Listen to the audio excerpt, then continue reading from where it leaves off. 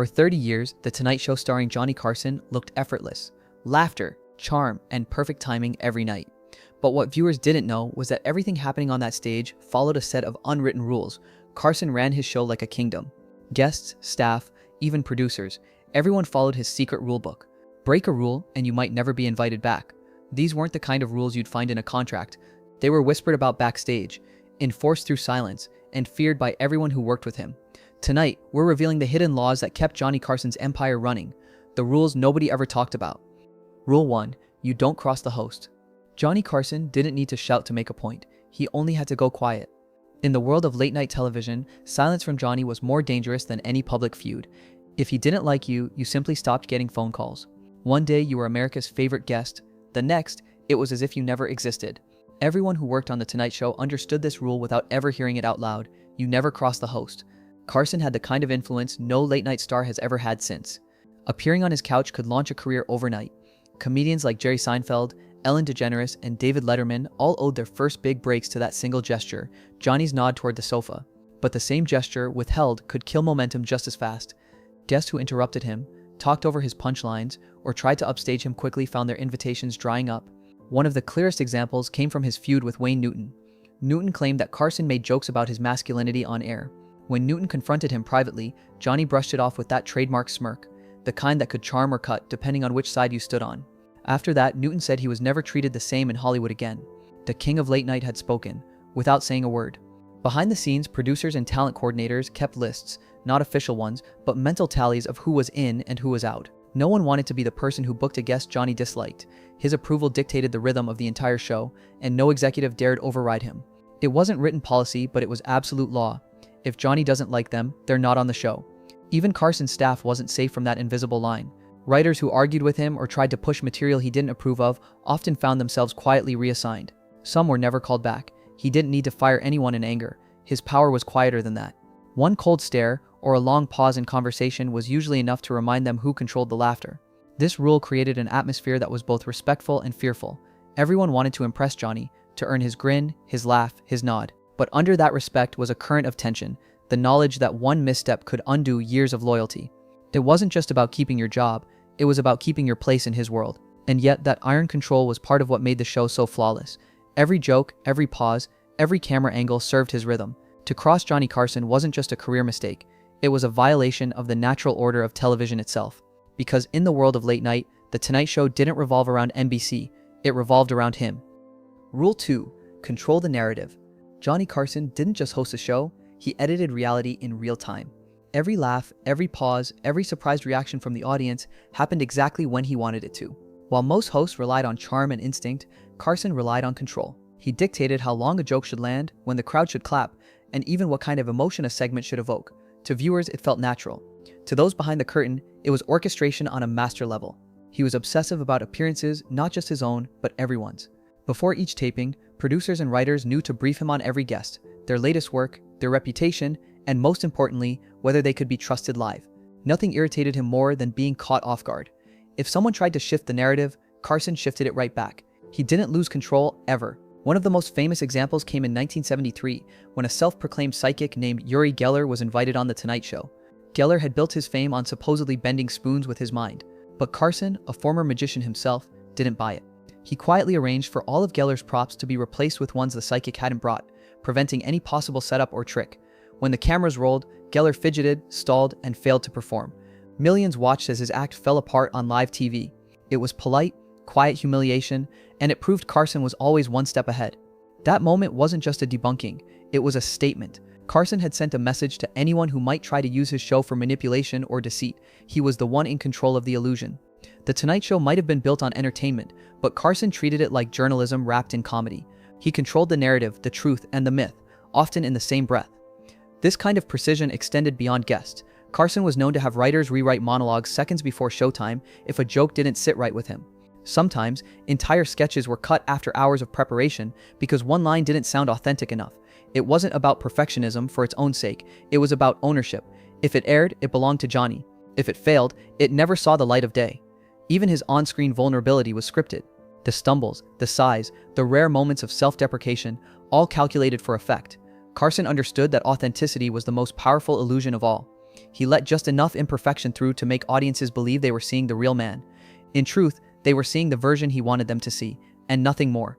To work for Johnny Carson meant learning one unbreakable rule: the story doesn't belong to you, the guest, or the network. It belongs to him. Every word spoken on that stage served a greater purpose: maintaining the myth of control. And for 30 years, that myth never cracked. Rule 3: silence is a weapon.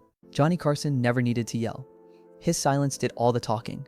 In a world where everyone wanted his attention, guests, writers, executives, the quickest way to feel punished was to be ignored. When Johnny went quiet, people panicked. They replayed every interaction, wondering what they'd said or done wrong. That uncertainty was the point. His silence was deliberate, precise, and cruelly effective. Crew members described it as a kind of emotional freeze. If a joke didn't land the way he wanted, if a guest went off script, or if a staffer made a mistake, Carson didn't lash out. He just stopped acknowledging them. Days could pass with no eye contact, no greeting, no acknowledgement that they even existed. Then, just as suddenly, he'd crack a smile, make a joke, and everything would return to normal, at least until the next offense. This pattern became a quiet ritual in the studio. Everyone learned to read the air. The way the laughter felt forced when Johnny was in one of his moods, the way the band played a little too loud to fill the uncomfortable quiet. Some called it the freeze. It wasn't listed in any handbook, but every crew member knew. When Carson withdrew, you waited. You didn't apologize, you didn't ask questions, and you definitely didn't try to fix it. You just endured it. Even close colleagues weren't immune. Ed McMahon, his sidekick and friend for over 30 years, admitted that Carson's silences were harder to handle than his criticism. When Johnny disapproved, Ed would get nothing. No jokes, no glances, just air. For a man who lived off interaction, that kind of distance was punishment enough. When Johnny went quiet, one producer recalled, you could feel the temperature drop 10 degrees. Off camera, this behavior extended into his personal life. Carson's wives often described him as emotionally unreachable. Not angry, just gone. He'd shut down completely, locking himself away in his office or on his yacht, leaving days of space between conversations. For Johnny, silence wasn't avoidance, it was control. It let him dictate the rhythm of every relationship without ever raising his voice. The irony, of course, is that he built a career on conversation. Millions tuned in every night to hear him talk, yet in private, he weaponized the absence of words. It made him unpredictable, powerful, and deeply alone. He understood the impact of silence better than anyone else on television. Where others filled space with noise, Johnny filled it with tension. To everyone who worked with him, this was the third unwritten rule of The Tonight Show. If Johnny stops talking, you don't. You wait, you listen, and you hope. Because the sound of Johnny Carson's silence was louder than any applause. Rule 4: no archive, no legacy. When historians look back at The Tonight Show starring Johnny Carson, they hit a wall. Thousands of episodes from the 1960s are gone forever. Entire years of American television history vanished. Not lost, not misplaced, erased. NBC reused the tapes, wiping over them to save money and storage space. But according to those who worked with Carson, he didn't fight to save them. In fact, he might have preferred it that way. It's hard to imagine now the most powerful man in television, letting his own work be destroyed. But for Johnny, control meant more than preservation. He didn't want the messy, unpolished version of himself floating around for future generations to dissect. Those early shows weren't perfect. They had awkward pauses, jokes that fell flat, and moments when the mask slipped. For a man obsessed with image, imperfection wasn't worth remembering. By the early 1970s, when he finally demanded ownership of The Tonight Show archives, it was too late. Tens of thousands of hours had already been erased, roughly a decade of his legacy wiped clean. It was as if the first chapter of his career had never happened. Publicly, NBC called it a business decision. Privately, insiders whispered that Johnny never seemed too upset. The perfectionist in him may have seen it as convenient, a chance to start fresh, to rewrite his own history. That quiet acceptance said more than any statement could. Carson had always been particular about how people remembered him. He rarely gave interviews, refused and honor his biographies, and discouraged nostalgia. Once a moment passed, he didn't look back. It was his way of keeping the myth intact, untainted by the awkwardness and humanity buried in those lost tapes. Writers from the show later joked that Carson's rule about the archives wasn't don't erase the past, it was don't record anything you can't control later. That mentality shaped every decision he made, from which jokes aired to which moments were edited before reruns. It wasn't censorship out of malice, it was perfectionism elevated to paranoia. If the audience couldn't see the flaws, then as far as Johnny was concerned, they didn't exist. To the public, Carson's missing footage is a tragedy, a hole in the history of American entertainment. But to Johnny, it might have been freedom. The past was heavy, messy, and full of reminders that even legends are human. Erasing it meant he could remain untouchable, frozen forever at his best. And that's the heart of this rule. The power not just to create, but to delete. because for Johnny Carson, the only thing more important than what the world saw was what it would never see. Rule 5. The crew obeys in silence. Behind the laughter and applause, The Tonight Show ran like a military operation disguised as comedy. Every camera angle, every cue, every note from Doc Severinsen's band was part of a routine perfected over decades. But more than skill or timing, what kept the machine running was fear, not open hostility, but a quiet, respectful fear of disappointing the man behind the desk. Johnny Carson didn't rule with chaos. He ruled with precision, and everyone knew the cost of breaking formation. Writers arrived hours before showtime, often rewriting jokes 3 or 4 times to match Johnny's shifting mood. They knew when to approach him, and more importantly, when not to. One former producer recalled that you could always tell how the day would go by the first 10 seconds of Johnny's arrival. If he walked through the hallway humming, the staff breathed easy. If he walked in silent, heads went down. Nobody made eye contact. The show's inner circle operated by unspoken cues. Stagehands knew never to cross his eye line before the monologue. Assistants learned to knock once, never twice, before entering his dressing room. Makeup artists worked in silence unless spoken to. These weren't written policies, they were survival tactics passed down from veteran crew members to newcomers, a whispered initiation into the Church of Carson. Some of his staff adored him despite it all. They admired the standard he set, his relentless pursuit of perfection, the way he could sense a camera mistake or a missed beat before anyone else did. He saw everything, one floor manager said, even when he pretended not to. Working for Johnny was stressful, but it also meant working for the best. People stayed for years, even decades, caught in the strange gravitational pull of his approval. But that same loyalty came with exhaustion. The silence wasn't just obedience, it was pressure. No one wanted to be the one who caused him to frown during rehearsal or miss a beat during the live show. When tempers flared backstage, and they often did, it was never Johnny who raised his voice. It was everyone else, desperate to fix something before it reached him. The closer you got to Carson, the more you lived in the shadow of his expectations. Even laughter was strategic. During commercial breaks, crew members chuckled just enough to keep the energy light. Never too loud, never too fake. They were part of the illusion, the silent orchestra that made Johnny's brilliance look effortless. And every night, as the applause sign blinked and the cameras rolled, they disappeared into the background, letting the king of late night hold court. That was the 5th rule, loyalty without noise. The crew didn't complain, they didn't challenge, and they never shared what happened behind those studio doors. Because working for Johnny Carson wasn't just a job, it was a vow of silence, sealed with the promise of perfection.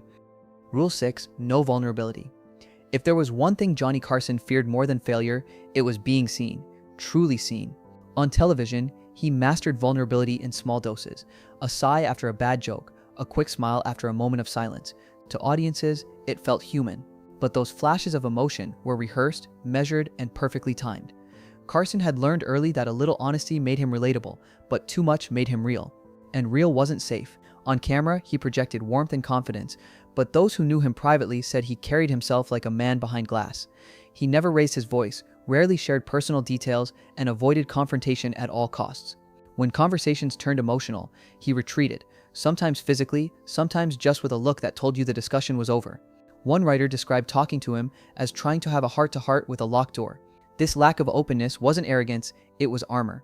Carson grew up in a strict Nebraska household where emotions were private and affection was scarce. From a young age, he learned that the safest way to navigate the world was through control. On television, that control became his art form. He could charm, disarm, and redirect any emotion with a single joke. Pain turned into punchlines, regret into rhythm. It was brilliance, but it came at a cost. Even his moments of apparent sincerity were performances.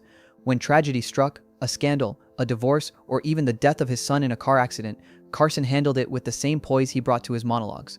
He never broke down on air, never shared too much. Audiences praised his professionalism, but those close to him saw it differently. They said it wasn't strength, it was fear, the fear of letting anyone see him bleed. In private, that emotional restraint created distance. Friends called him reserved, his wives called him unreachable. He could entertain millions, but couldn't hold a real conversation for more than a few minutes.